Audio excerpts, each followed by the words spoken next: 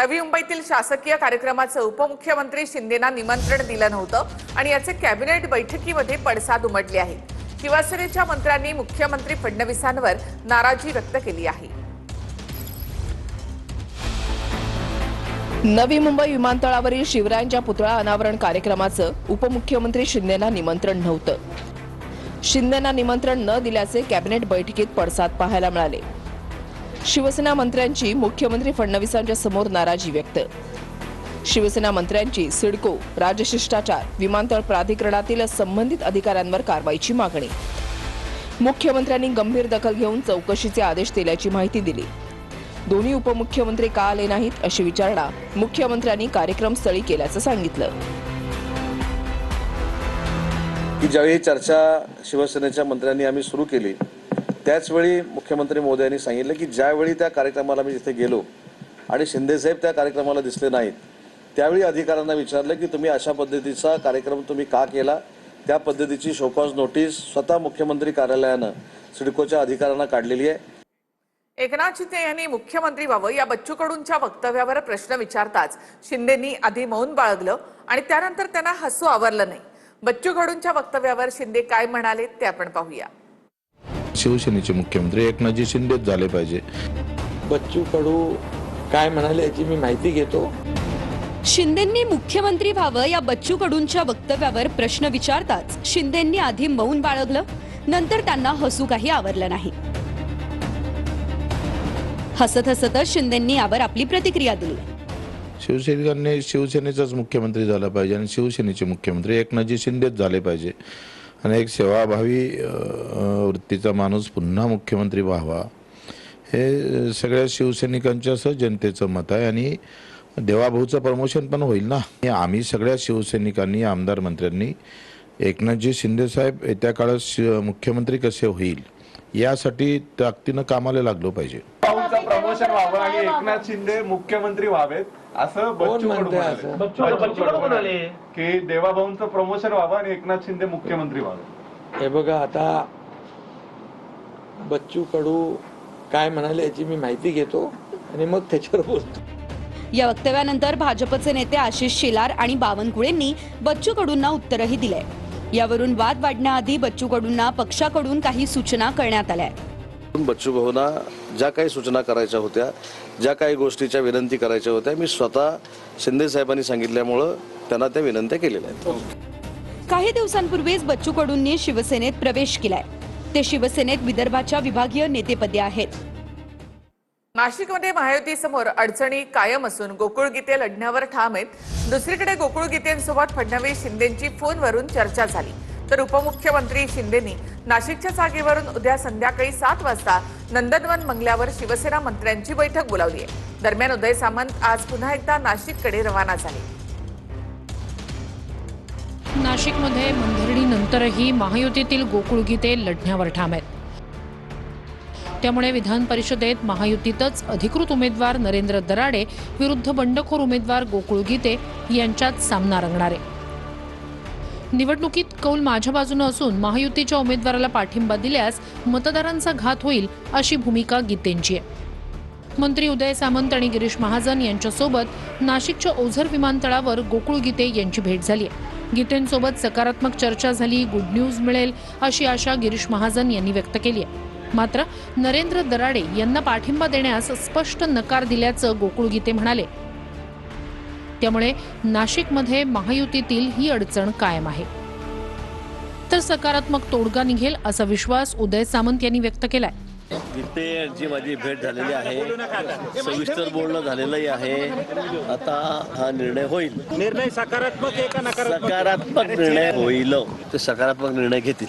गोकुळ गीते कधीपर्यंत महायुतीच्या उमेदवाराला पाठिंबा देतील? तुम्हाला गुड न्यूज मिळेल। त्यांनी मला विचारलं का आपण पण त्या ठिकाणी तसा पाठिंबा देऊ शकतो। त्यांना मी स्पष्ट नकार दिला की मी त्या उमेदवाराला त्या ठिकाणी पाठिंबा देऊ शकत नाही, कारण मतदारांचा कौल बघता तो कौल चांगल्यापैकी माझ्या बाजूने असल्यामुळे तो पाठिंबा देणं म्हणजे त्या मतदारांचा त्या ठिकाणी मी घात करण्यासारखा प्रकार होईल। गिरीश भाऊ स्वतः मुख्यमंत्री महोदयांशी बोललेले आहेत। मी काल मुख्यमंत्री महोदयांशी बोललेलो आहे। गिरीश भाऊ स्वतः शिंदे साहेबांशी बोलले आहेत। मी तर संपर्कामध्ये शिंदे साहेबांच्या आहे, परंतु नाशिकची जागा महायुतीची आम्ही जिंकू अशा पद्धतीची रणनीती आम्ही आखू आणि गोकुळजींबरोबर आजही माझी चर्चा सुरू आहे.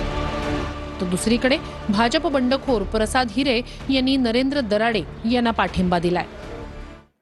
ओबीसी आंदोलक लक्ष्मण हाके यांचा एक व्हिडिओ सोशल मीडियामध्ये व्हायरल झालाय. यामध्ये हाकेंनी एका मोठ्या नेत्यावर टीका केल्याचं दिसतं. तो, त्याचा पुतण्या आणि त्याचा मुलगा मुख्यमंत्री आणि 2 उपमुख्यमंत्र्यांना भेटायला गेले होते असं हाके या व्हिडिओमध्ये बोलतायत. त्याचं बोलणं मला खूप खटकलं होतं असंही हाके म्हणाले आहेत. दरम्यान भुजबळ माझे गुरु आहेत असं म्हणत हाकेंनी सारवासारव करण्याचा प्रयत्न केला. याआधी छगन भुजबळ यांच्याबद्दल केलेल्या वक्तव्यामुळे हाके वादात अडकले होते. मुख्यमंत्र्यांना 2 उपमुख्यमंत्र्यांना भेटायला गेला. घेऊन कोणाला गेला? स्वतः आणि स्वतःचा पुतणी आणि स्वतःचा पोरगा, तिघंजण. ओबीसी आंदोलक लक्ष्मण हाकेंचा व्हिडिओ सोशल मीडियामध्ये व्हायरल झालाय. TV9 मराठी ऑडिओ क्लिपची पुष्टी करत नाही. मात्र हा व्हिडिओ सोशल मीडियामध्ये चर्चेचा विषय ठरलाय. व्हायरल झालेल्या व्हिडिओमध्ये लक्ष्मण हाके एका मोठ्या नेत्याबद्दल बोलत असल्याचं दिसतं. त्या मोठ्या नेत्याचं सभेतलं वाक्य आपल्याला खटकलं होतं असंही हाके म्हणतायत. हा मुख्यमंत्र्यांना 2 उपमुख्यमंत्र्यांना भेटायला गेला. घेऊन कोणाला गेला? स्वतः आणि स्वतःचा पुतणी आणि स्वतःचा पोरगा, तिघंजण. हे तिघंजण आणि ते तिघंजण आम्ही सगळेच सांगतोय. ते तिघंजण होते, आम्ही तिघंजण होतो. लय मला खटकलं होतं ते वाक्य, पण ते जाऊ दे म्हणले. हाकेंचा आरोप चळवळीमधल्या एका मोठ्या नेत्यावर दिसतो. तो नेता, त्याचा पुतण्या आणि त्याचा मुलगा हे मुख्यमंत्री आणि 2 उपमुख्यमंत्र्यांना भेटायला गेले होते असंही हाके म्हणतायत. त्यामुळे हाकेंचा आरोप भुजबळांकडे आहे का असा प्रश्न निर्माण झालाय. पाठीमागे सुद्धा भुजबळ साहेबांच्या विषयी असाच व्हिडिओ त्यांचा कोणीतरी काढलेला होता गप्पा मारताना, असे व्हिडिओ. आणि आपण बी थोडं बोलताना, आपण कुठेतरी जेवताना या सगळ्या गोष्टीचं तारतम्य आणि भान बाळगूनच राहणं गरजेचं आहे. रोग कुठे होता हा पण आता प्रश्न विचारला जातोय, कारण त्याच्यामध्ये एका पुतण्याला CM DCMला भेटायला घेऊन गेले अशा पद्धतीचा उल्लेख आहे. त्यामुळे त्यांचा रोग छगन भुजबळ यांच्याकडे होता का हा सुद्धा महत्त्वाचा प्रश्न उपस्थित केला जातोय. असंही असू शकतं. हा व्हिडिओ काटछाट करून दाखवला गेलेला आहे. भुजबळ साहेब हे माझे नेते होते, आहेत. भुजबळ साहेब हे माझे गुरु होते, आहेत. आणि त्यांना जर मला काही बोलायचं असेल, मी माझ्या बापाशी भांडू शकतो. बापाला मुलगा भांडू शकत नाही का? मग मला बोलायचं असेल, मी सार्वजनिकरित्या कशासाठी बोलेल? हे कुटील डाव आहेत. त्यामुळे मी अशा गोष्टींना भीक घालत नाही. हा व्हिडिओ मनोज जरांगे आणि रोहित पवारांच्या IT सेलने व्हायरल केलाय असं तुमचा थेट आरोप आहे? थेट आरोप आहे. काय सवाल काय? त्यांना असं वाटतं की ओबीसी मध्ये आणि ओबीसी नेत्यांमध्ये फूट पाडल्याशिवाय ओबीसीची चळवळ गलित गात्र होणार नाही. एका तासात समीर भुजबळ यांना मंत्री करा आणि त्यानंतर मी राज्यसभेचा अर्ज भरतो. छगन भुजबळ यांनी ठेवलेली ही अट नाकारण्यात आल्याची सूत्रांची माहिती आहे. भुजबळांची अट केंद्रीय हायकमांडला मान्य नव्हती. त्यामुळे समीर भुजबळ यांचं मंत्रीपद आणि छगन भुजबळ यांचं राज्यसभेवर जाणं फिसकटलं.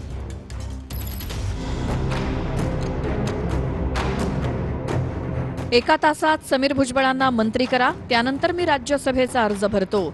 भुजबळांची ही अट नाकारण्यात आल्याची सूत्रांनी माहिती दिली आहे. सुनेत्रा पवारांनी राजीनामा दिल्यानंतर राष्ट्रवादीच्या रिक्त जागेसाठी नाट्यमय घडामोडी घडल्या. रिक्त झालेल्या जागेवर भुजबळ राज्यसभेवर खासदार होण्यासाठी इच्छुक होते. पण भुजबळांच्या एका अटीमुळे संधी फिसकटल्याची सूत्रांची माहिती आहे. देवगिरीवर सुनेत्रा पवारांच्या उपस्थितीत झालेल्या बैठकीत भुजबळांनी म्हटलंय, एका तासात शपथविधी घेऊन समीर भुजबळांना मंत्री करा आणि नंतर मी राज्यसभेचा अर्ज भरतो. त्यानंतर शनिवारीच पार्थ पवारांसोबत भुजबळांनी मुख्यमंत्री फडणवीसांचीही भेट घेतली. मात्र भुजबळांची अट केंद्रीय हायकमांडला मान्य नव्हती. त्यामुळे समीर भुजबळांचं मंत्रीपद आणि भुजबळांचं राज्यसभेवर जाणं फिसकटलं आणि भुजबळांऐवजी प्रफुल्ल पटेलांचे निकटवर्तीय राजेंद्र जैन यांना राज्यसभेची लॉटरी लागली.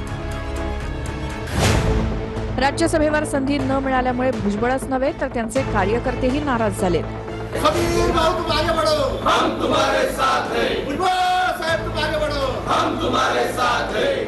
येवल्यातच भुजबळांचे पोस्टर्स लागलेत, ज्यात साहेब निर्णय घ्या अशी मागणी भुजबळ समर्थकांनी केली आहे. येवल्यात लागलेले हे पोस्टर राष्ट्रवादीच्या गोटातही चर्चेचा विषय ठरलाय.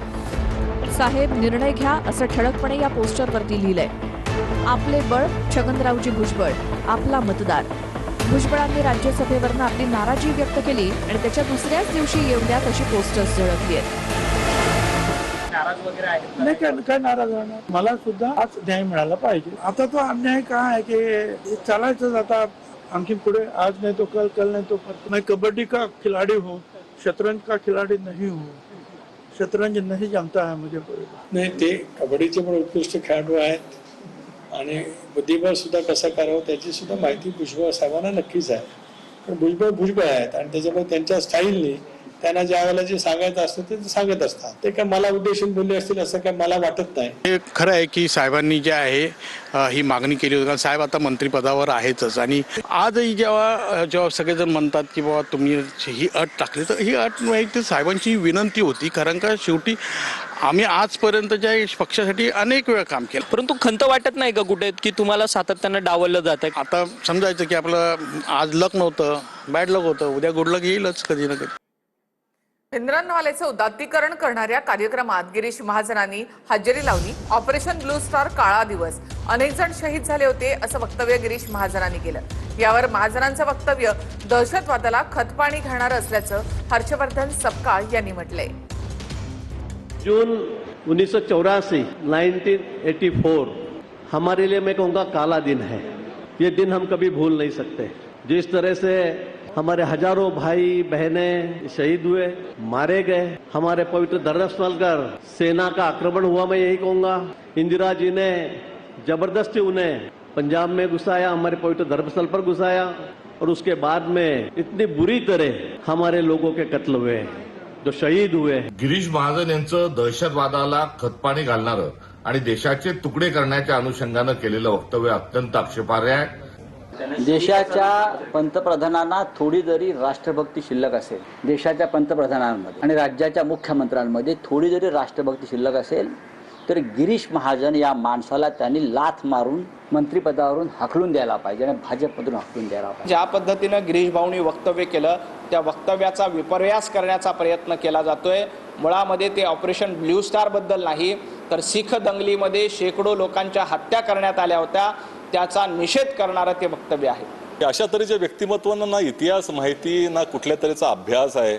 केवळ मतांच्या राजकारणासाठी ज्या पद्धतीचं हे कृत्य केलं जातं, ज्या पद्धतीची भाषा वापरली जाते, हे मला असं वाटतं की भारतीय जनता पक्ष हा किती खालच्या स्तरावर उतरत चाललेला आहे याचं निदर्शक आहे. ऑपरेशन ब्लू स्टार मार्मिकमध्ये एक लेख आला, गिरीश त्या फुटीरतावाद्यांचा मृत्यू झाला होता, त्यांना शहीद म्हटलं आहे. गिरीश महाजन काल अमृतसरमध्ये होते एका कार्यक्रमात. ऑपरेशन ब्लू स्टारच्या लोकांना शहीदचा दर्जा देण्यात नाही तर मला तपासावं लागेल, मी काही त्यामध्ये बघितलं नाही. कोल्हापूरमध्ये शक्तीपीठ महामार्गाच्या विरोधात भव्य मोर्चा काढण्यात आला. या मोर्चामध्ये राजू शेट्टी, सतेज पाटील यांच्यासह शेतकरी मोठ्या संख्येनं सहभागी झाले. दसरा चौक ते जिल्हाधिकारी कार्यालय इथपर्यंत हा मोर्चा काढण्यात आला. जिल्हाधिकारी कार्यालयामध्ये शक्तीपीठ महामार्गासंदर्भात निवेदन देखील देण्यात आलं.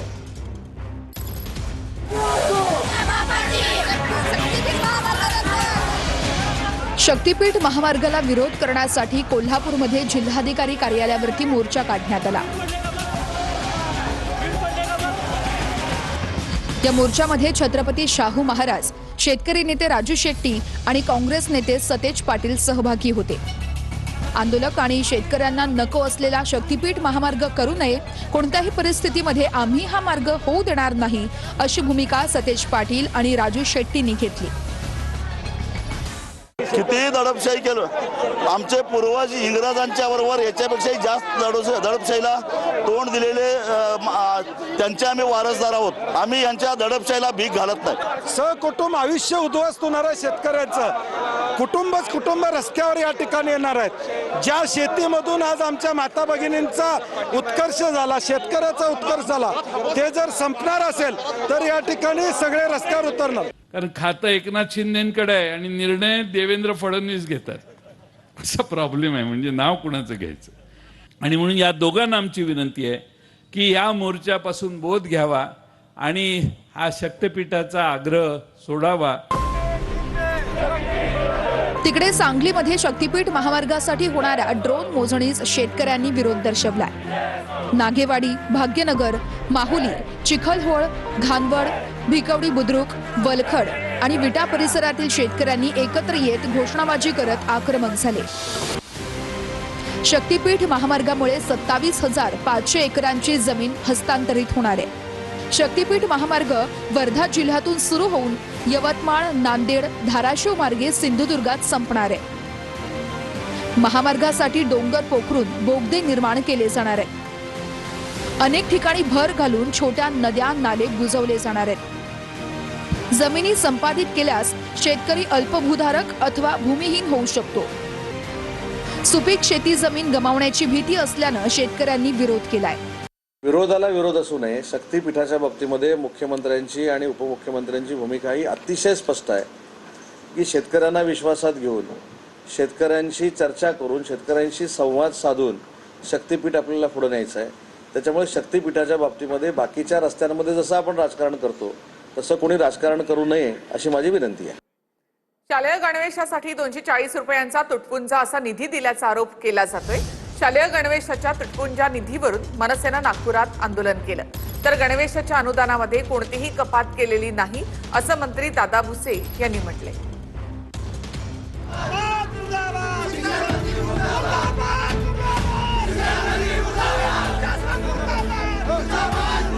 राज्यातील विद्यार्थ्यांच्या शालेय गणवेशासाठी 240 रुपयांचा तुटपुंजा निधी दिल्यानं मनसे आक्रमक झाली आहे।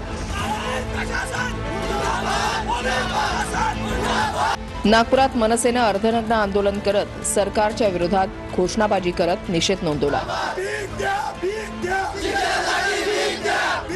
विद्यार्थ्यांच्या शालेय गणवेशासाठी दिला जाणारा 300 रुपयांचा अनुदान निधी कमी केल्याचा आरोप करण्यात आलाय। पुनर्विचार करून विद्यार्थ्यांना पूर्वीप्रमाणेच अनुदान देण्यात यावं अशी मागणी आंदोलनकर्त्यांनी केली। हातामध्ये रिकामी भांडी आणि फलक घेऊन त्यांनी सरकारच्या विरोधात घोषणाबाजी केली।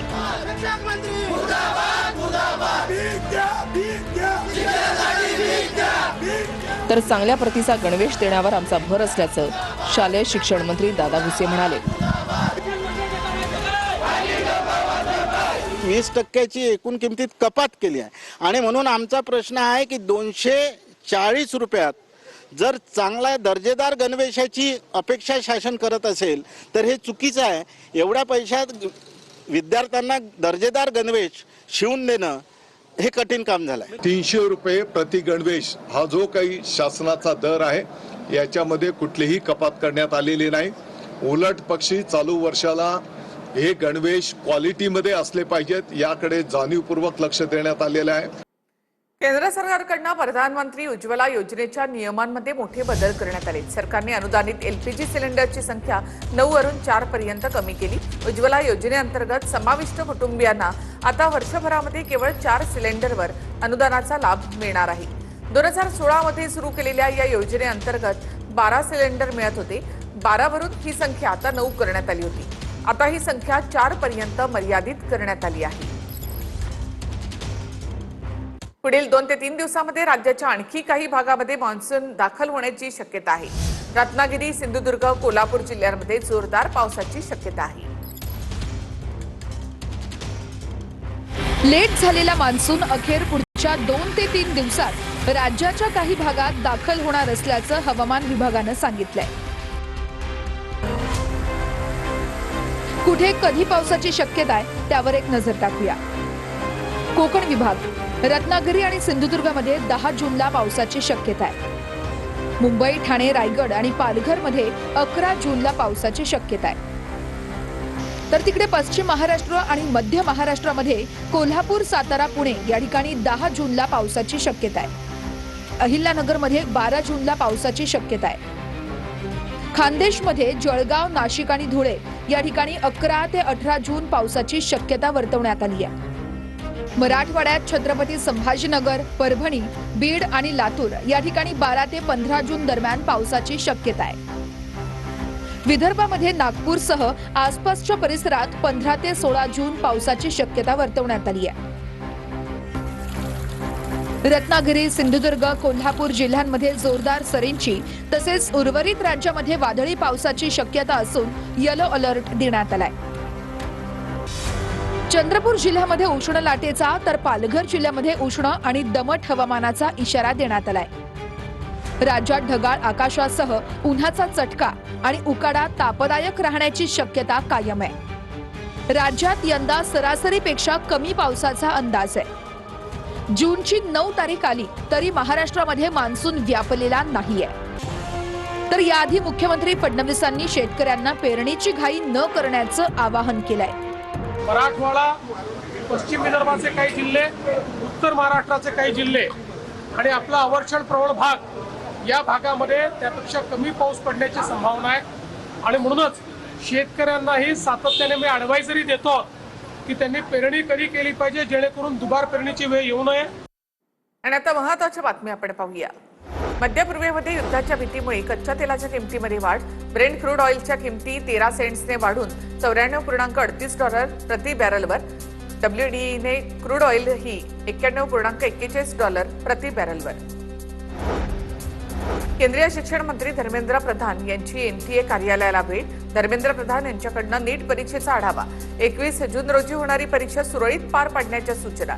सर्व राज्यांशी परीक्षेबाबत समन्वय साधण्यात येणार आहे. प्रधान यांची माहिती.